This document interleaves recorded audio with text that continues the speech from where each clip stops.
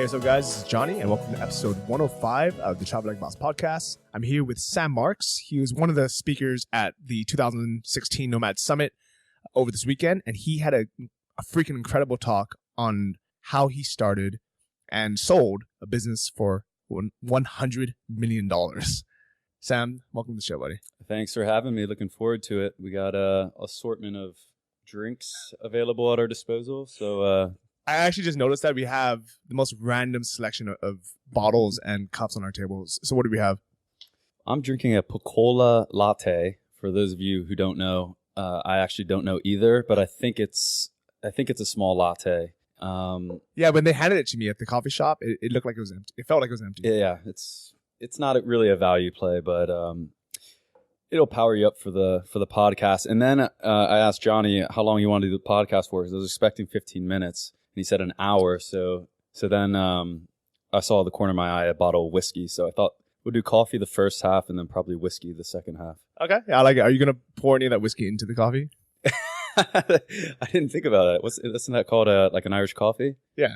Maybe that's a go. All right. We might do that. It would be like one part whiskey, one part... Yeah, so this whiskey is actually, it's Scottish whiskey, but it's blended with sherry. And this one's made by Benmore, which is a Thai brand, but it's actually really good. You bought this at 7-Eleven, right? I bought that 7-Eleven. Okay, just to put some context to it. And it was, I was actually expecting to grab the other bottle, which is actually a little bit better. That one doesn't have sherry. Okay. So if you want to try that one later, you're welcome to. Sure. Well, we got time, I guess. Yeah. So just a recap on, I guess, the Thai whiskey. The most common is called Samsung. And I'm sure you've had a lot of that. Yeah. And it's, $6 a bottle or something. Mm-hmm. It's what are your thoughts? When I first got here, I started with drinking it a lot, obviously, because it's like what you just buy at 7-Eleven. It's convenient. And one time I had an issue with my motorcycle, and I just walked it down the street, and there's like some mechanic down there on Soy 9, and he like fixed it. It was like a clutch issue. He didn't like charge me anything. He like refused to take money. So I went to the store and bought like a bottle of Samsung. And I gave it to him, and he kind of had this like, thank you, but this is like disgusting look on his face. So since then, you're like, tried to get into a little bit more of the fine stuff. And to put some context on this bike mechanic, he doesn't even have a shop. It's just like how would you even describe it? Just some guy on the side of the road, right? Well, like the one I went to, I think it's Soy 9. They actually own like a cafe restaurant. And that one. but he's always got like some sick bikes out front. I think they might be just his own bikes. And just use it as like a garage for his own bikes.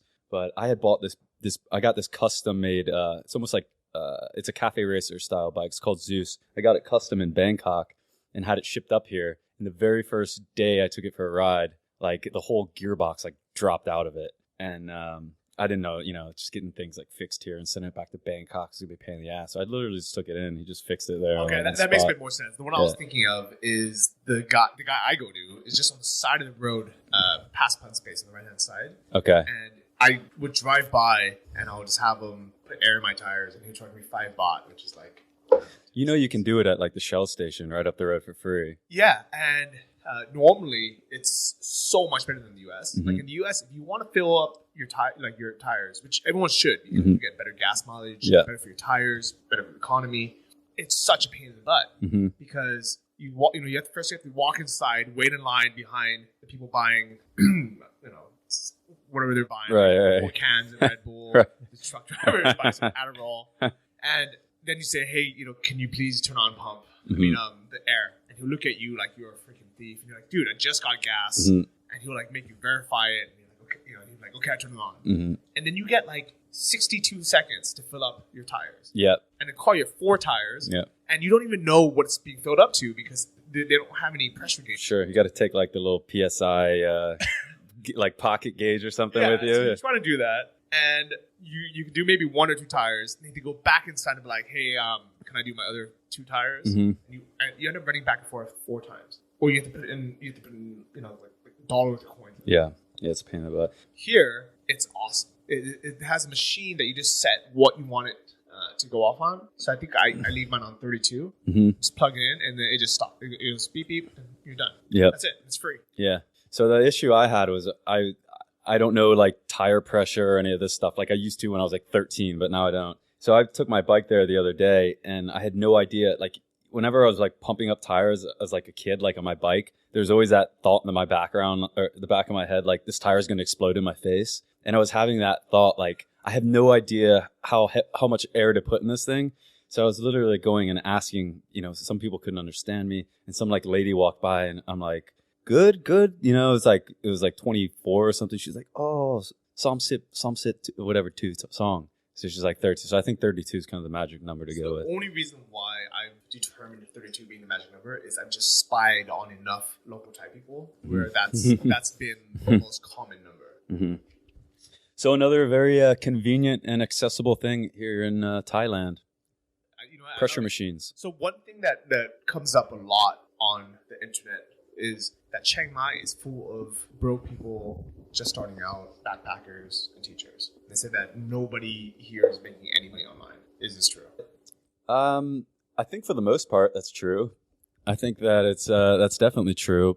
But Chiang Mai is just it's a great place to live. I think on any budget. I certainly was coming up here before we had our big exit and living on a shoestring. And to be honest, like my lifestyle is almost exactly the same here at this point. So the other good thing about Chiang Mai is like it always reminds you that you can live like a very, very high quality life on just about nothing, which is it's good just to put yourself back in that position. Anyone that's living in like Hong Kong, Singapore, London, they feel that really like hard financial pressure. It's good to get to a place where like you can realize you could lose 3/4 of your salary and still probably live happier and with more value in your life and more quality things than in a big city. So yeah, it's definitely appealing to anyone I know that is doing well. It hasn't lost any luster for me, certainly. I like that a lot. I actually just wrote an article on Johnny FD called "How Do You Know You're Wealthy?" And one of the questions, the 12 questions that was on there was, if there was like some major event that happened, would you be able to continue your lifestyle? Mm-hmm. And my answer was, because I'm so used to living very cheaply here in Chiang Mai, like even if I had to start over, like I'd be fine. I lived in Chiang Mai for a $600 a month budget for years, and I was fine. I loved it. And now that I spend more, it's still not. I mean, I pretty much do whatever I want. I spend maybe $1,300 a month in the U.S. or in Europe or Australia. Mm-hmm. Yeah, I definitely agree. I think some of the best advice I got when I was younger was just from people that I had gotten this from someone who had made a lot of money and gone bust several times, and they had gotten used to this really extravagant lifestyle that you couldn't wind down, and then they lost everything. So they went from, when you go from having, say, like, many, many millions of dollars to zero, and you've been living the lifestyle of someone with that type of money, it's a huge, huge change in your life. And so their advice was just always live well under your means. So if you have drawbacks in life, you're not taking a big lifestyle cut. You don't have the logistics issues of selling tons of stuff and changing your lifestyle. Yeah, I mean, Chiang Mai is just like, it's that type of place that you can come and, I don't know, just coast and enjoy it. Yeah, exact feelings. And I think that nowadays there are more and more successful people that are living here. And my favorite part of it is it's not necessarily that successful, super rich people are just moving to Chiang Mai as like the hot spot. Oh, Chiang Mai is the new Monaco. But it's more people who, just like you, were here when they were bootstrapping a business. And now that even though they have money, they're like, you know what? I like Chiang Mai. Like, why would I leave? Yeah, absolutely. And to go back to what you're saying about like kind of a disastrous situation, that when I first came to Chiang Mai, I followed up a group in the DC up here maybe 3 years ago. And as soon as I got here, I was like, this is my life backup plan. I was already making like plans, like if my business in Europe didn't work out, like what am I going to do? Like, can I go right back into like a very like, risky high growth type of business, or am I going to try to do something a little bit more simpler the next time around? And so my backup plan was like, okay, I want to acquire 2 condos in Chiang Mai, and one is like basically a backup plan for me to live in, and the other I can basically use to have like my my parents or a friend or whoever like live in it. That way, like if either my situations turn worse or like a whole world situation turns worse, I can go up and live there. I can have friends or family live there, like Chiang Mai, there's plenty of like food being grown, and it's cheap enough, like you can coast. So that was what I started. So I bought a condo here. We're sitting in the Siri. I bought a condo here before they had broken ground. I had no money. I had to put, I think, like $2,000 down on it, which like was pretty much the extent of my checking account at the time. And I mean, I didn't, you can't get it's very difficult to get a mortgage in Thailand, or especially to get a mortgage from like the US to buy a foreign property. So I didn't know how I was going to pay for it. But that was like my dream, was to kind of have a backup plan here. And I think that's like a lot of people that aren't just living here, but it's like a second plan. I like it. That's actually been my backup plan as well. Not to buy a condo, but just to rent a place. Yeah. Because you can get places here still for 5,000 baht a month. We can always go live with the forest tribes and the jungle tribes for like free, man.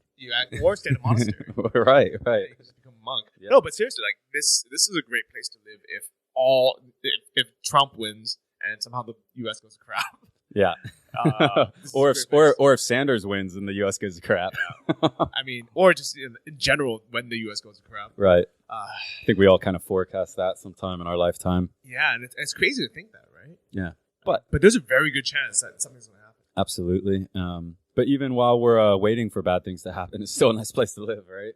Yeah, I like it a lot. And the cool thing about Chiang Mai as well is it's a great jumping off point where we can travel. So you travel a freaking lot. Mm-hmm. I remember hanging out with you. I mean, the other thing about dates and times, it's really weird because it feels like sometimes something was just a week ago when it could have been months ago here. Yeah.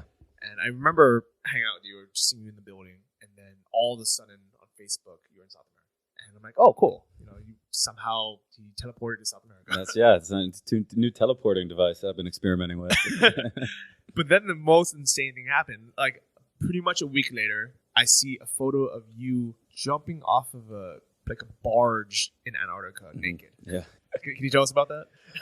Well, let's see, the Antarctica thing. Well, I had always wanted to go like to South America, and I always kind of assumed that my life was going to take me Asia, and then when I was done with Asia, I'd go to South America, and then that would be it. Like I would just settle in South America, meet some cute Argentina girl, and the USA was never really in the cards. It was always like Asia or South America. But it was just a good time for me because I was kind of in between projects, and I just had a lot of flexibility. So I thought it was a good time to go down and kind of explore South America before Christmas. And I went to Yacht Week last year in Greece in the summertime, and my boat captain had gone to Antarctica like 12 times. And he was just raging like about how it's like a life-changing experience and it's like the last frontier and all this stuff. So, it's like 14 days with no internet. And the longest I'd ever been in my life was 2 days. So I'm like, well, if I'm ever going to get a chance, it might be now, right? Because I don't have a lot of responsibility and a lot of things I need to attend to. So I got a couple buddies that were Asia friends that also own their own businesses, and they decided they'd go as well. So we went down. I started in Peru, went down through Bolivia, all the way down through Chile, Patagonia. Then we took a boat. It was a 14-day boat down to Antarctica, and then back up to Argentina, back up to Buenos Aires, and took off. And the Antarctica thing was just like, it was just mind-blowing. Like, you think it's just this big sheet of ice, and there's really like a lot of landscape there. And like, unfortunately, you go down there, it's so pristine, and it's really warming a lot. Like a lot of ice is melting and stuff. And there's boats like before, 20, 30 years ago, there was like a couple boats going a year. Now there's like boats going every single day from Patagonia down there. And even flights now, they have direct flights down there. So you're just like, this whole thing's, it's not commercialized, but I mean, there's just tourists there all the time now.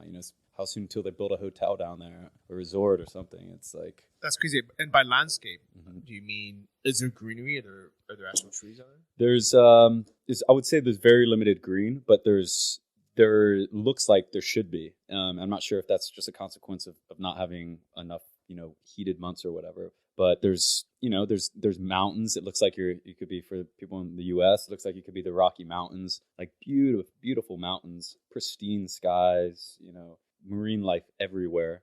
It's really like a marine life fantasy world. It looks like it could be out of like some type of like cartoon or something, like these pristine waters without a ripple in it. and just like seals and orcas and all types of marine life just swimming around, like seemingly like there's nothing in the world that could go wrong, you know? That's crazy because they're probably not used to people that are like spearfishing or anything. Just, I mean, Yeah. water I would imagine is ice cold. Yeah. In the ice. Mhm. So what made you decide to jump in there naked? Well, so I get it's called a polar plunge, and I was looking it up on Wikipedia. This boat does it every year, right? Or every time it goes down, they do a polar plunge. But of course, 99% of people do it clothed. But I was just looking it up, and I was like, it doesn't really count. It's a polar plunge unless you're going to go butt naked, right? So you're only in Antarctica once. Go big or go home. And then the second edition was instead of they lower this ramp all the way down to the sea level, where you basically just like tiptoe in, you know.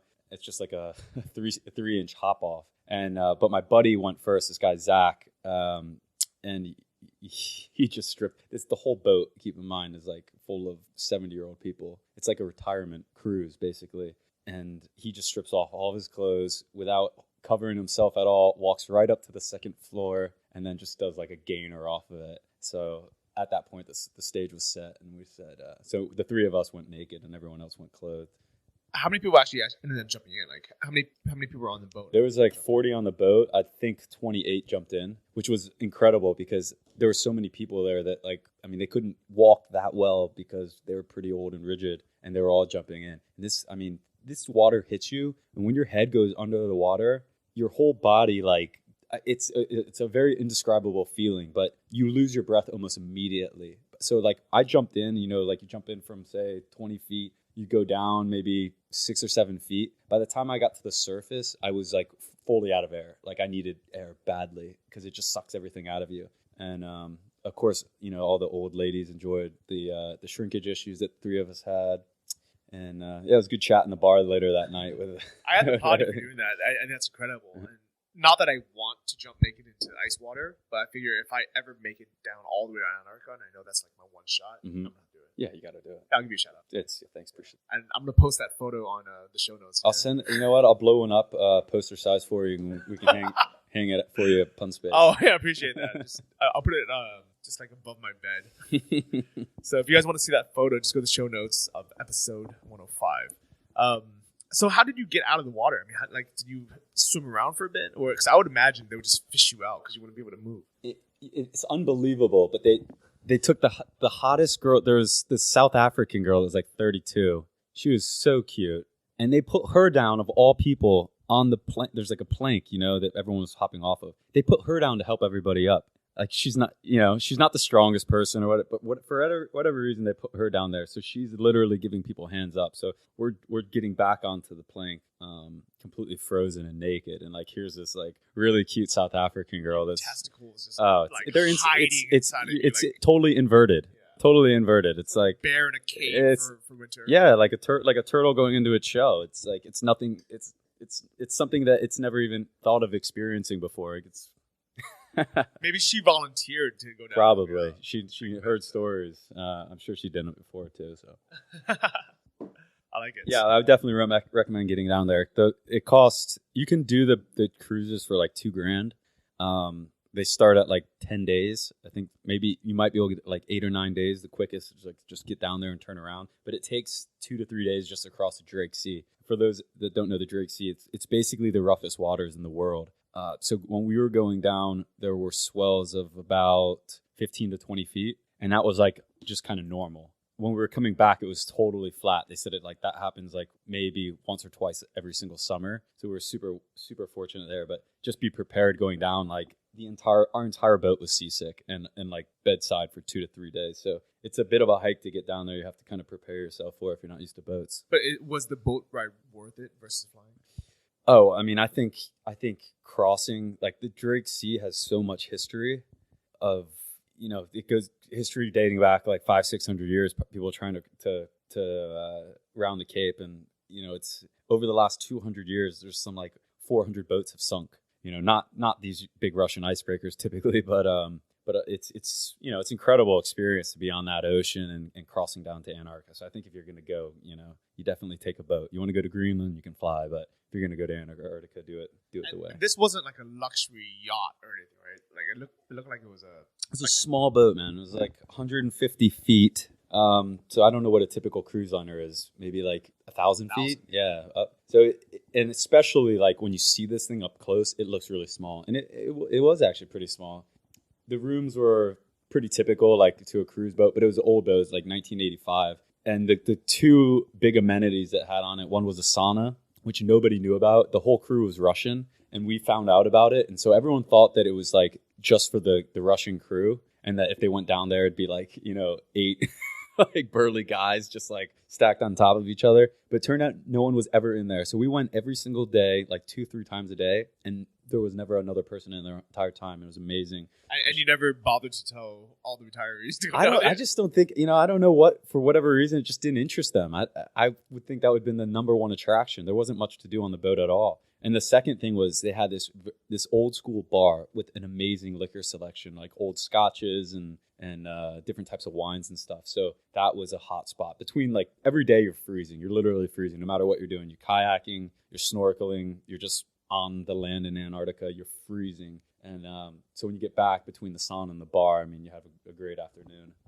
I can imagine that. So you were saying that they had a good liquor selection. What were some of the things that you enjoyed there? Well, we were drinking scotch, a lot of scotch on the rocks. After my trip to Chile and Argentina, I got super into fine wines, fine Chilean and Argentina wines, because I realized like I drink so much wine and I never know what to pick. Like I always pick Chilean wines because I just kind of like Chile, but I don't know anything about French wines, Italian. There's so many different wine regions in the world. So I figured I'll try to just master Chilean and Argentina wines. Like they're nice wines, they're premium wines. So we brought through the trip through Chile, we visited probably 20 different vineyards, and they all have the different lines. They have their cheap bottles, their middle grade, they're premium, they're ultra premium. So we get a nice bottle. So by the time we got to the boat, I was carrying 17 bottles of wine, which was, you have no idea how heavy 17 bottles of wine is. Like it was breaking my back everywhere we're going. It's like 2 cases of wine. Oh, it's incredibly heavy. And we're backpacking, right? We didn't have suitcases. So I had an entire duffel bag, and I had a girl with me. So she's carrying like 5 bottles. I'm trying to lug 12 around,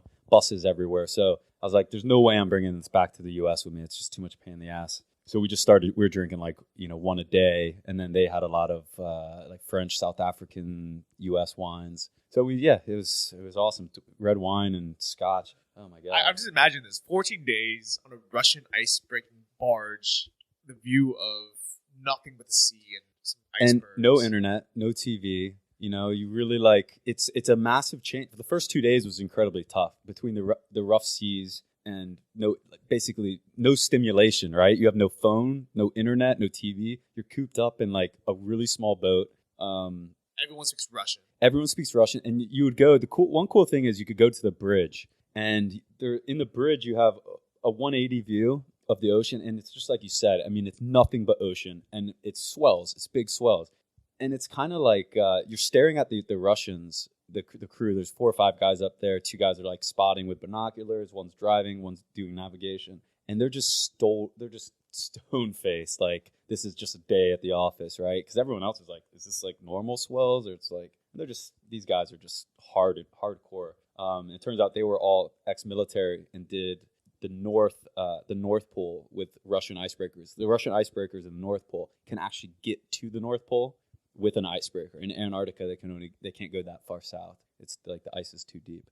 So they had experience like all over the world doing this type of stuff, and they were just having fun. Like they love this stuff, like navigating swells, navigating ice. It's like that's what they thrive on. So were these guys getting smashed every night at the bar? No, I think I saw the captain have one drink. I think they have pretty tight like maritime restrictions on them. I asked one of the girl crew, and she said that they're working in 6-month shifts, and they're not allowed to drink for 6 months. That's so insane. Yeah, but rules are meant to be bent a little bit. So I'm sure they have their fun. Yeah, but I guess it's a good thing. I wouldn't want my captain getting smashed in vodka every night. No, navigating right. Deep seas. Absolutely. You start going through big chunks. Like they would plow ice. They would hit icebergs, and your whole time you're thinking Titanic. Like you learn your lesson, but you can't see how deep these icebergs are. They obviously have a gauge for it, but it was pretty incredible because you'd hit some of these icebergs, and someone would just split immediately in half, and other ones you would hit, and the whole boat would basically halt. and then the whole iceberg would move kind of forward in a big lunge, and then kind of slowly crack and break apart. So they were actually breaking ice. Oh yeah, we were and we broke through this one ice sheet where they actually had to carve it out. It was incredible. I have video of it. So they would go in, and they could say they go into this ice sheet maybe 30 yards, and then the boat would stop, and then they have to back out. They come around to the side, and they'd come in from a different angle. So they're taking like a pizza wedge out, and then that whole wedge would chip away, and then they would come in. They would do this in like wider and wider pizza shapes, and literally, take them hours and hours to get through a couple 100 yards of ice. But it was they were just having fun trying to figure out how to put the puzzle together. And how did it feel while they were smashing these icebergs? Well, the first time, of course, you get apprehensive about it, and then afterwards you realize that this boat's made for it, and these guys are trained, and just like they're like kids in a kid park, right? But at any point, like, did you feel like your life was in danger? Well, most of the time I was drinking heavily on scotch. Keep in mind, I say that right as I pour myself my first whiskey drink at 1 in the afternoon. I'm pretty sure that was your second, because... No, I think you're mistaken. No, it's that half that glass is full. I thought I did that one behind your computer screen. You were able to see that? I like it. I'll put a little extra soda in there. You go. I don't want you to judge me. Actually, so one thing that people are probably wondering is, did you start traveling before you had money? Like what was your life like? So we talked about this a little bit yesterday at the Nomad Summit, and I hadn't traveled really at all until I would say I'd maybe gone to like 2 countries, but of course I go to like the 2 that everyone goes to, like the Bahamas and Canada and Mexico. When you're from the U.S., you just go to stuff that's close by because you typically don't have enough time to travel across to Europe and stuff. So I didn't really get out until we had started SkySig, until SkySig was kind of, it was somewhat of a business. We were doing 40 sales a day, and it was just myself involved in it. So at that point is when I started traveling, but I really didn't have any money. I was drawing like a $2,000 salary from SkySig, but I was going to relatively cheap places. Started in Central Americas, went down to Medellin, a little bit in the Caribbean, eventually got over to Europe and was just kind of hostel hopping in Europe through a lot of the cheaper countries and stuff. But at that age, I was 25. I mean, I could have been sleeping. I did sleep at train station, little benches and stuff a lot of times, especially in like Scandinavia, eating Snicker bars and living on. So I think a lot of it at that age, the experience of traveling on like a really tight budget, that's the experience, right? Like if you want to go through Europe and spend a lot of money and stay at nice hotels, I think that's something you appreciate a lot more, like 50s, 60s, more of like a retirement age. But I'm glad I went like to some of these countries like Central America, El Salvador, places like that. I mean, that's something I went when I was a little naive and not so scared, but that's not a place you want to go, like just backpacking or hanging out when you're like 40. There's more trouble than you can get in there than good. So how old are you now? 30. And how old are you when you sold the company? 28, 2013. So millionaire by 30. 28. How does that feel? My whole life was always premised on success and what success would bring me. And I grew up very, very middle America, middle lower, and so I always admired what people I knew that had money had, and I always wanted that. And I never got to taste that when I was younger.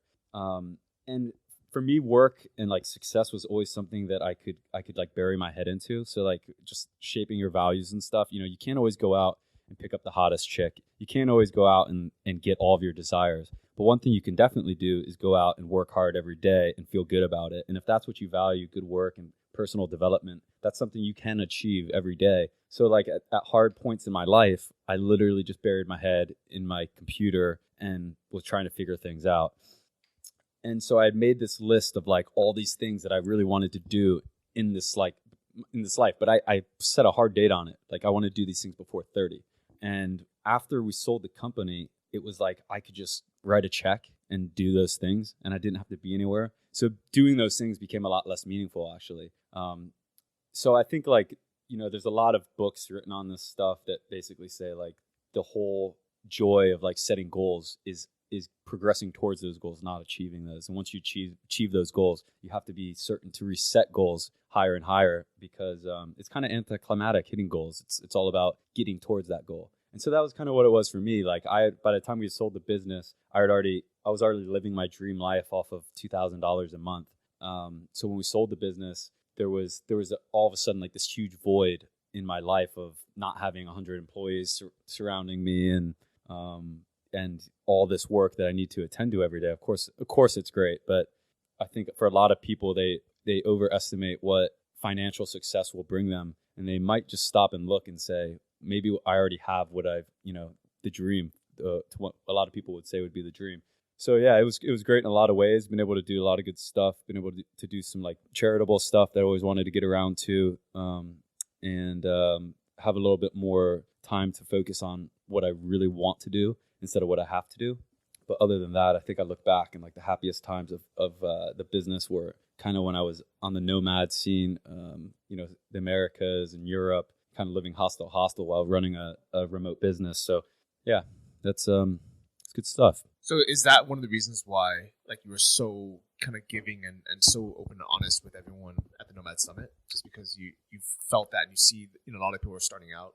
Yeah, and also there's this whole mentality that against lifestyle businesses, and I think somewhat it's almost like how the U.S. has been shaped by Hollywood, and now like U.S. business is being shaped by Silicon Valley, and I just think the whole thing's kind of ridiculous because anyone who's gone through like venture fundraising knows like it's usually a fucking nightmare, right? There's all these strings attached. It's complicated.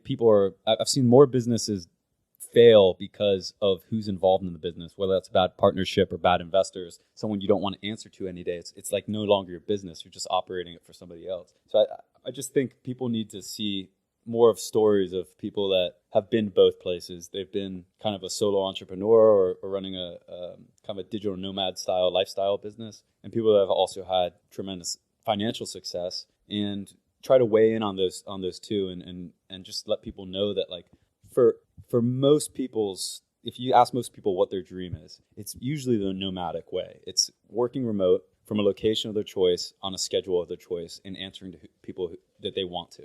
Once you get into like VC and even without VC, but building a big business, you have to go in and answer to employees and lawyers and accountants every single day. I mean, that's not the dream to most people. Put aside financial success. So there's just this whole category of lifestyle businesses out there right now that I think are absolutely fantastic. And Silicon Valley kind of tries to stigmatize as like, people that are just not motivated and stuff. But I think that the whole thing's rubbish, and people should really step back and think about how much they want to scale their business or how much they want to enjoy what they're currently doing. So your company, SkySafe, that was kind of a lifestyle business, right? Mm-hmm. But you just also happen to have a big exit. Yeah. So I guess technically you could have both. If you have a lifestyle business that you can scale up, mm-hmm. make it profitable enough, you can still sell it for a big exit. Sure. Well, it was a lifestyle business forever for me, or for a long time for me. It was a lifestyle business, and I was kind of content on keeping it that way. But it was also something that was growing almost without any sales effort. It was growing by word of mouth, and it was a category that was expanding, and we had a leading brand in it. And we just looked. You just look at the numbers, and you're like, okay, well, at what point do you want to say, let's try to hit a home run? And we were quickly crossing that mark. Like every new day, we're hitting sales records. It's like, okay, well, we can all just kind of enjoy this, or we already have a substantial business. So by the time we started really hiring people, we were at 200 sales a day, which was a fairly substantial business. And at that point, had no employees, but we had lots of profits every month. So we just made a decision to really go hard at it and centralize and try to take a big shot, because at this point it was already big news. Like e-cigarettes are disrupting tobacco. Tobacco's figuring out how to play it. They fight it, or they buy it, or they build their own. So it was timing, and it was a business decision, and I had good mentors and good advisors that saw the picture differently than I was currently operating it, and kind of pushed the business into that direction. I'm glad we did. At the same time, things couldn't have worked out, and instead of being a nomad for another 2 or 3 years, I got basically locked into Edinburgh and in China for a couple of years, on 15-hour days, 6-7 days a week. So it worked out, but for a lot of people, taking that course might not work out. So you just always have to think about what the end goal is, and what your personal goals are for life and lifestyle before jumping into things. I like it. When you mentioned earlier that you have advisors and mentors, Mm-hmm. I think a lot of people listen to this. That's kind of a big key where they're kind of missing. Yeah. How did you find yours? How did you meet yours? I totally agree with that, and we talked a lot about that at the conference yesterday, about finding someone whose lifestyle you really admire and getting them to be an advisor to you. And I think that's crucially important. I think that the part of the lifestyle part of finding someone whose lifestyle you identify with and strive to have is the most important thing, because people say, I want an advisor who's really smart. I want an advisor who's got a ton of money. But really what comes down to is you can make a ton of money, but you got to learn, you got to understand how to shape your lifestyle. And that's not easy. Like you can win the lottery tomorrow and not know how to use that money to build a lifestyle. So getting people to have built a lifestyle and have morals and values and relationships that you admire, I think are really important. For my personal ones, I kind of fell into it. I built a website when I was in college. This goes back to 2006, 2007. Then I ended up selling to a guy that owned college.com. It was doing a lot of internet stuff. And I've done business with him my entire life now. So he's always kind of been my mentor advisor, and I've always looked up to him and always appreciated what he built in life, both on business and personal lifestyle. And I've always done really hard work for him. Like he's financed a lot of things that I've been involved with, and I've always been kind of the laborer. So we've helped each other out in a lot of ways, but he's introduced me to a lot of people in his network. Whenever he gets a chance, he's introducing me to people. So I've grown tremendously, both professionally and as a person, just through contacts and kind of watching lifestyle habits of those people. I think there's a lot of things in there that some people might have missed. The first is you have to build something of value in the beginning. I think a lot of people approach mentors and they themselves have done nothing themselves, and they kind of almost expect the mentor to just do everything for them. Right. The fact that you had that website, and even though it wasn't a profitable website, it had visitors, so it's a value to that guy. Yeah, absolutely. So you know how they found that website? They went on. I was graduating college. Coming up, I was like beginning of my senior year. I had no idea what to do. I'd like done this thing as kind of like a hobby. I listed my resume on monster.com, and the first item on my resume on monster.com was this website, and I had put like CEO, right? Of course, it's like there's no CEO in a one person operation, but I'd put CEO. I'd put a link to it, and I got a phone call the next day, or not the next day, but anyways, it was pretty short term after, from this totally like geeky person that was partners with this other guy on the thing, and he's like, "Hey, I saw your resume and I saw the website, and I was just interested to know if you'd be willing to sell it and work with us and stuff." And I thought it was like I didn't know where they got my information or whatnot. And so sometimes like you don't know how it's gonna happen. Like I had written off that website as a total loss and like just a learning experience for me. But you build things and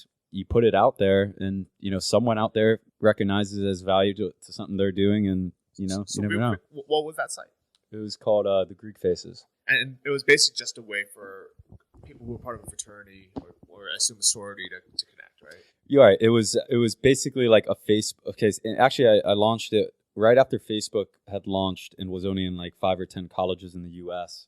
and quickly just thought, well, this would be useful, but like in a niche market for fraternities and sororities, if they just want to connect but not have the outsiders. So it was very simple, but it was good. It was good timing. There were like no social networks at that time, right? It was like Facebook and Friendster, and MySpace was dying, and I think Friendster was gone as well. And it was so easy to get people to sign up on these things because it was so new, right? So it didn't take a lot of work, just basically like going to sorority houses and fraternity houses and putting out flyers, and like everyone was jumping on because they thought it was the coolest thing. And for people kind of thinking today, like what could they build? Nomad List is a great example. Scott and Peter Levels, he started it as a way just to kind of let people chime in and rank about where the best places, what the best cities in the world are to work remotely. And so Chiang Mai constantly is on top of it. Mm-hmm. But this list, I mean, he made this site 2 years ago, never really monetized it, but it gets tons of traffic because it's something that's needed. So that's just a great example of something that people can do doing today. And because of that, I don't know if you ever sold it, but it's worth a lot of money now. Right. And more importantly, it connects him to community, but also top people. Yeah, absolutely. Well, I think everyone out there knows something better than everyone else. They just don't realize it. But even it's, it might be your neighborhood, or it could be, this guy obviously is in the nomad scene. There's tons of people here that are doing very niche things. And for anyone who hasn't gotten started, I mean, everything kind of leads into the next thing, right? And I've had a lot of failures along the way, but my failures in different spots have led to successes in other spots, as long as you're willing to understand that failures are an experience. And, if you lose $5,000 or $10,000, right? That's just education. Think of it as educating yourself. Don't think of it as a failure. It's getting your bachelor's in arts in something else, or your PhD in something else. So I've had failures in e-commerce before, but of course SkySig was a tremendous e-commerce success, which I learned a lot off of those failures.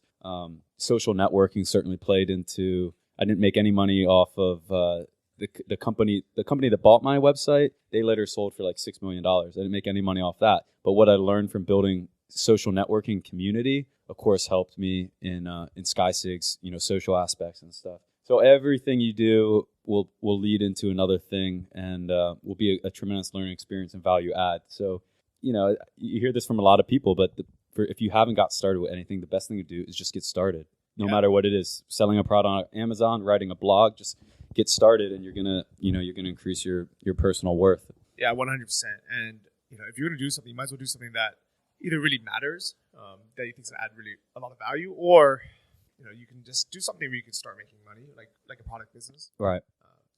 But I think so many people, they spend so much time just trying to think and worry. Absolutely. There's a lot of worrying going in the world right now. A lot of worrying. James Altucher? How do you pronounce his last name? Yeah. James Altucher. He puts out some great content. And the two people I basically subscribe to, because I try not to, there's just so much good content out there. And pretty much whatever comes in my mailbox, I read. So I try to be really selective. But I basically listen to Tim Ferriss's stuff, his podcast, his content, and I listen to James Altucher. I think I'm butchering his last name, but his content is great, and it's very practical in a sense. Like, it talks about just getting started. He made like $20 million at a pretty young age and lost it all, and he went into like mega depressions and had to really reinvent himself, and went from living like a rock star life to basically living out of like a dirt cheap hotel and being on depression meds and stuff. And he's very candid about everything. But he put together some really practical stuff that I 100% agree with, just on how to get started and not to worry about what's going to happen. Just get started with something. And if you've already gotten started, maybe you've had a failure, get started again. Just keep going. And eventually, it might not be the first one, it might not be the second one, but you're going to be successful. And everyone I know that's ever really been committed into creating something, they've had success. It may have taken them 10 years, but eventually you have success. It's just commitment and perseverance. That is my favorite thing. Every single person I've met here in Chiang Mai a few years ago, if they are still here, they've all been successful. Absolutely, right? I'm sure there's a lot of people who've disappeared who I haven't seen. Maybe they moved back home, they got a job at Jack in the Box. But the people that have stuck around, they're all successful. Right. I mean, some of them are ultra successful. Some of them are just, they're making a couple $1,000. Do you want to try this new whiskey, by the way? This other one? They're both Benmore, right? Both Benmore, but this one doesn't have the sherry in it. Are they both from 7-Eleven? They're both from 7-Eleven. Well, I don't know if there's going to be a huge taste difference. You got to shoot that one. Okay. Finish that sip. Oh, so tell me, as a whiskey, as a Scotch connoisseur, how they compare. To preface this conversation, we were taking shots before lunch, actually, or at lunch. At lunch, but the most disgusting shots in the world. It was really strong. And we can hardly. I think we can hardly take it down. I think this whiskey's a lot smoother. Yeah, Sam, he grabbed the water straight away. Yeah, I manned up a bit, and your tongue's still green. It is. So we had wheatgrass shots during lunch, and it kind of I don't know.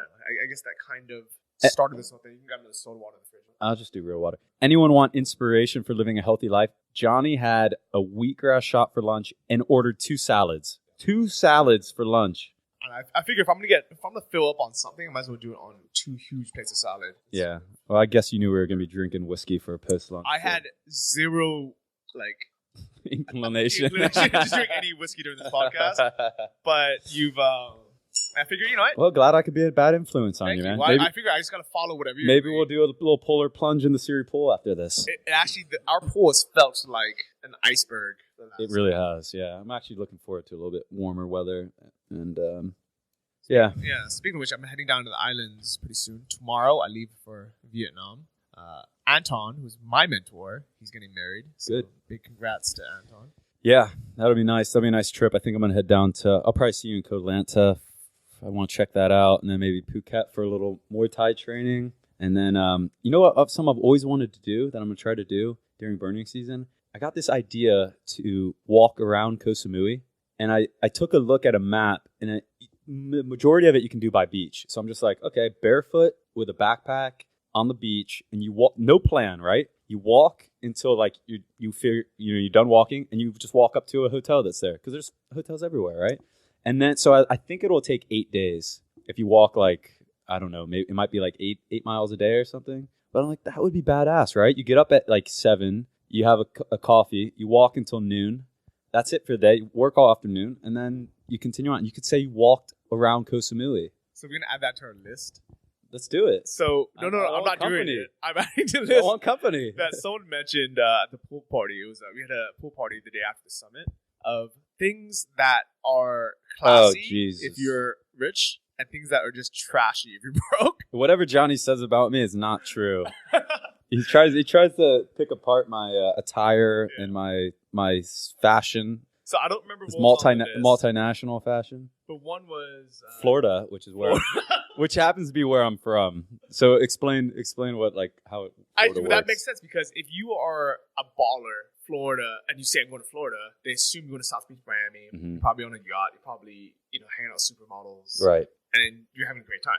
If you're broke and living in Florida or going to Florida, you're probably in an RV in a trailer home, getting pain pills, going from one pharmacy to another. And I know a lot of people doing that, by the way, in Florida. But wait, do your listeners know what this list is all about? It's the classy versus rich list. So classy versus trashy list. So it's like it's so spot on. Oh my gosh. So it's things that if you're rich are cool, and if you're poor are total trash. So Florida's one. Like if you live in Florida and you're rich, it's looked as classy. If you're poor, it's like it's really bad. Day drinking. It's number 2. Right. So imagine someone at like the pool or like just drinking a Budweiser at lunch. If you're rich, it's like he's sophisticated, probably a banker. And if you're poor, it's like you're an alcoholic and white trash. And just add to the list is not having shoes and walking for 8 days without a plan.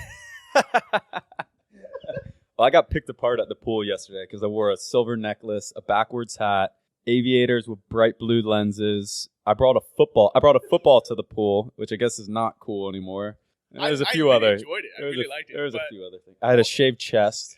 Yeah. But 100%, if you were this broke dude with no job and you showed up, that's the look. Wearing exactly what you're wearing. That's the look. With the football. Who wants to throw the pigskin? Ordering a beer like 1 p.m. I actually got laughed at by the pool lady, for trying to order a beer. She laughed at me. I'm like, where is it taboo to order a beer in Thailand? But she thought it was totally, and I was immediately thinking back to the list. Like she's thinking I'm white trash. Because everyone else was ordering Trashy. coconuts or like iced teas. Well, it was past. Like it was 1 o'clock. I mean, I think isn't like noon the limit? If it's noon, if you're ordering a beer before noon, the only place in the world that's acceptable is the airport, right? You ever think I about don't that? think that's acceptable. Why would you order Because a beer? everyone drinks beers before they fly, right? No, I never done that. Oh, come on. Actually, what Open sucks- your eyes oh, now. man. You see like 6 a.m. All the bars are open. Insane. Yeah. Okay, so what sucks People is like to have a little cocktail before they go. ever since I was able to afford to fly business class, I've stopped drinking. That is just insane to me. And now I have access to all this free booze. Mhm. And usually in the lounges, they have Right. pretty Yeah. decent stuff. Yeah, absolutely. And what better way to pass a long flight than just to order But- champagne and booze and just get smashed. But you're back on the drink now, right? Well, I mean, I just had a glass of whiskey. Yeah. No, technically I'm not. Well, let's fly down to Phuket. You can fly like Chiang Mai to Phuket business class for like $180 or something. Thai Airways, Yeah. 747. It's ridiculous. Actually, I think the only flight I spend a lot of money on within Thailand. Normally, I just fly whatever the cheapest is, especially if it's direct. Because it's usually like an hour or two flight at most. But the one flight I'll spend the extra money on is from Chiang Mai to Koh Samui. Because I hate going through all the other airports like Stratoni and all these. Yeah. Some people will take these buses that take 12 hours to get to. Yeah, that's Bangkok. not a fun ride. It's a shitty bus too. It's terrible. Done it, yeah. And then another like 12 hours to get to Stratoni, and another like 4 hours to get to the island. And by the time you get there, you're exhausted. Or you can take Thai Airways, which flies in this private airport. It's great. It is the nicest airport. It is honestly. It's like being on holiday at the airport. It's amazing. Yeah, it looks like a resort. It's incredible. And then you're already on the island. Yeah. If you want to go to Koh Phangan, it's like an hour from. Yeah, it's like an hour ferry. Yeah, it's not a cheap flight actually, because like Thai Airways or is it Bangkok Air or Thai? They both fly there. No, it's only one. I think it's Bangkok Air. They basically own the airport. So they charge whatever. Like if you to Singapore to Koh Samui is like $450 flight. It's like 45 minutes. It's insane. But I'll make a recommendation to the reader or listeners out there. If you ever want to have a really first class experience, and I always recommend this to anyone at any level, right? Like no matter what type of money you're making, where you're at, like my assistant Fern in Chiang Mai, like she makes a normal wage, like Thai wage, and I'm like, you got to go like spoil yourself a little bit, If these super motivated people out there that want like go and taste some of the fruits of life, even if you can't really afford it, because it helps continue to inspire and motivate you. So one thing you can do is from between Hong Kong and Bangkok, Emirates flies the A380, which is this thing dwarfs a 747. It's a massive double-decker plane. And on board the Emirates, there's a new famous Jennifer Aniston commercial out for Emirates. They have an onboard bar it's huge. It's like being at a real bar. And they have a real bar and they're the bartender. And for $400, it's usually between like around $400 to $450. You can fly Hong Kong to Bangkok, or the other way, it's 3 hours. And the entire time, like you just go hang out in the lounge. You have a bartender. This plane is like a shopping mall. It's such an incredible experience. Like you feel like such a boss, really. I mean, it's really incredible. So I'd recommend anybody save up your $450 and do it. Do it for fun. Whatever, fly there and then fly back, or find an excuse to go to Bangkok or Hong Kong from one or the other. But it's about the cheapest flight you can take to get that. It's about the cheapest type of money you can spend to get that type of experience. It's proper first class, especially because the drinks are included since you're flying. Yeah, you literally, it's a 3 hour flight. You spend 2.5 hours in the lounge. You get, they're serving hors d'oeuvres and you're drinking, fine wine and whiskey, but just it's a different flying experience than you can ever experience because you forget that you're actually flying. You're not in a seat. You're walking around an onboard lounge with sofas and bartenders, and it's the future of flying. I mean, I hope eventually like these A380s are everywhere, and Emirates is really setting a new standard in flying. And is that for business class or only first class? That's business. So they also have first class, which you can do for $700. And I've done that as well. And that, for anyone who likes to take selfies, it's worth it. You get basically your own room on this plane. Like you can look up photos of it and stuff. You get your own room with like an electronic door that opens up to the side, and you pretty much have like a butler the entire time.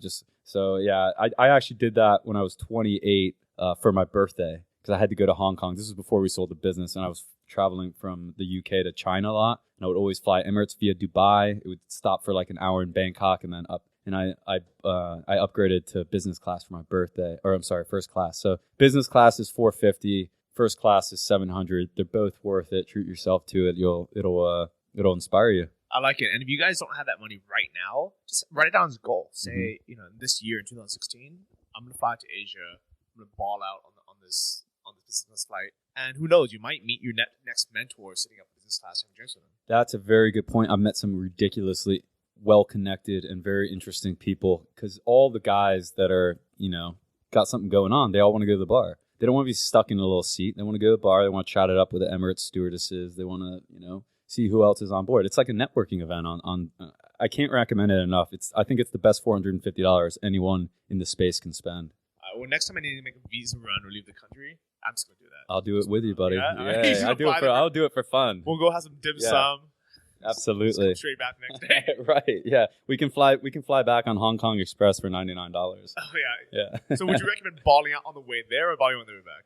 I think balling out on the way to Hong Kong is the better way to do it. And you get the Bangkok, you get a great lounge going there. But yeah, there's, Hong Kong's a pretty inspirational place on its own. And flying in there in style is, you can go stay at a $30 a night hostel there after you get off the plane. But flying in there in style feels pretty good. You know what I like about you is you mix it up. Like, you still take buses. Absolutely. You still stay in hostels. Absolutely. It all goes back to what I said initially. Like, you always have to live well below your standards. Or not well below your standards. Well below your means, right? And date below your standards. What is dangerous for people that start having success is they increase all the standards in their life and all the qualities in their life. And you get spoiled.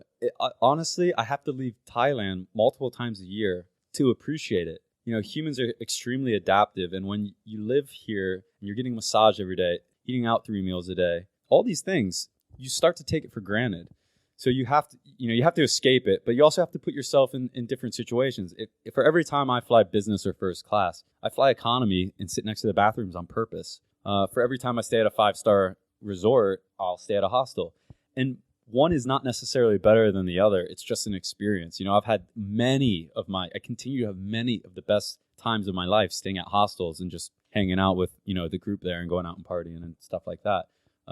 So I think it's important to keep balance. You don't have to bring pain to yourself to sacrifice or compromise some type of quality standard. But I think it's very important to keep balance in everything you do. And yeah, and it's almost like resetting your expectations. Yeah. Because I'm the exact same way. I think I caught myself on my last flight just being one of those snobby assholes. Yeah. Because I got so used to this great service in business class all the time. Yeah. That once things messed up or I had a crappy seat or, even like, this is, I don't even want to say this, but I was sitting in business class. I'm so used to it being pretty empty up there. Right. I always have 2 seats myself. Mm-hmm. And this time I had someone next to me. I was like, what is this? Right. Like, why do I have someone next to me? Yeah. Even though I have this giant wide seat that like fully reclines. Absolutely. Well, I agree with that. And, doing too much of that stuff does cause you to be a complainer. I find it myself all the time when I have too much of like a luxurious streak. I find myself in queues or whatever, and I'm complaining. But there is a line to be drawn, and I think babies in business class, that's got to go. Like, why does your baby need to fly business class? Yeah. And you know what? I understand if it's a baby where like it's free for them anyways. So the mom's like, I want more space. So put the baby, in the bonnet. But like when it's like young children that they're paying full price for a seat anyways, they do not need to be up there. I don't think anything that's crying or making noise needs to be in business class. Like, people are paying, it's called business class, so people want to, feel in a business environment. And a crying baby ruins the flight for everyone who just spent X amount of money to fly business. So I think babies got to go. I think they got to be put in the back by the bathrooms in dedicated rows. And maybe they should just have a nursery section on a plane. Like, absolutely. Like put it behind soundproof doors and stuff. Like, that'd be nice. Why do babies have to fly like 12 hours? So actually, one thing that I've always thought about is why are those babies on a plane anyways? Agree. Like I understand when people have a kid, they want to show it off to the family, the relatives. Mm-hmm. That baby should not be flying. Right. Like, it's not healthy for the baby. Agree. It's like, it's not nice. It's stressful for everybody involved. Agree. It sucks for everyone else on the plane. Agree. Like, stay home and take care of the baby. Let it crawl around in the backyard. Go camping. Maybe drive somewhere. Go camping. Agree. Let the baby crawl around, have fun. Agree. And if your family wants to see the baby, have them come to you. Oh God, I agree. You're preaching to the choir, man. I mean, maybe we should approach Branson and say, baby-free airlines. Yeah. Turn into much more of like a social gathering. No babies on board. Maybe bring back smoking on planes or something. I don't know. But I like that. This has been a really great episode. I think a lot of people are pissed off that we hardly talked at all about the business. But the only reason why I didn't do that is because we recorded Sam's entire talk, and it's going to be free. So if you just go to nomadsummit.com, enter your email address, we'll send you all the videos of all 10 incredible speakers, including Sam's entire presentation, when he really broke down exactly what he did from step 1 to step 100 million, which is what they sold the company for. And it like, trust me, it's going to blow your mind. So I'm really happy that I got to pick Sam's brain kind of, nonchalantly. Mm-hmm. Is this what you expected the podcast to be like? With you, Johnny, it's always the random show. So yeah, it's been a lot of fun. I like it. So cool. So the new business that you're working on is coworker.com. That's correct. Is that up and running already? It is running. It's growing tremendously fast. Although I don't think we'll be worrying about monetization for a long while. But yeah, we're getting. It's for anyone who doesn't know. It's in an unexciting way. It's TripAdvisor for co-working spaces, but it's a lot more substantial than that. But what we're doing is creating a review and a rating and review site for all co-working spaces around the world. Johnny and I are currently working out of Pun Space. And yeah, I just really identify with the whole category in community. We talked a lot about community yesterday and how important it is to kind of be connected in a productive environment. So that's, it's kind of a passionate project that myself and Leanne are working on. So yeah, I invite everyone to go out and check it out. All right, that's coworker.com. I just want to give a quick shout out to our main sponsor of the summit. It's Drip. They are email marketing software. And if you guys aren't building your email list already, please do so, because that's the one thing that everyone regrets not doing. And they're a great service. So you can just check out getdrip.com and check out the summit site, nomadsummit.com. Thanks so much for being on the show. Any other way people can reach you besides coworker.com? I'm pretty available on Facebook and Instagram. I'm Sam Marks. I am, but not I am, but I am, right? Like I. Instant message. Letter I. Yeah, instant message. Shit, that's hard to say. Anyways. So I'm going to have a link to all of that in the show notes. This is episode 105, travellikeabosspodcast.com. And thanks for being on the show. And I'll see you guys all next week. Sounds good, guys. Thanks. Thank you for listening to the Travel Like a Boss podcast. If you want to hear more, including the bonus How to Choose the Perfect Niche episode, join our mailing list at travellikeabosspodcast.com. See you next week, and remember, if you want to travel like a boss, you need to be your own boss. So start your online business today and start living the lifestyle you've always dreamed of.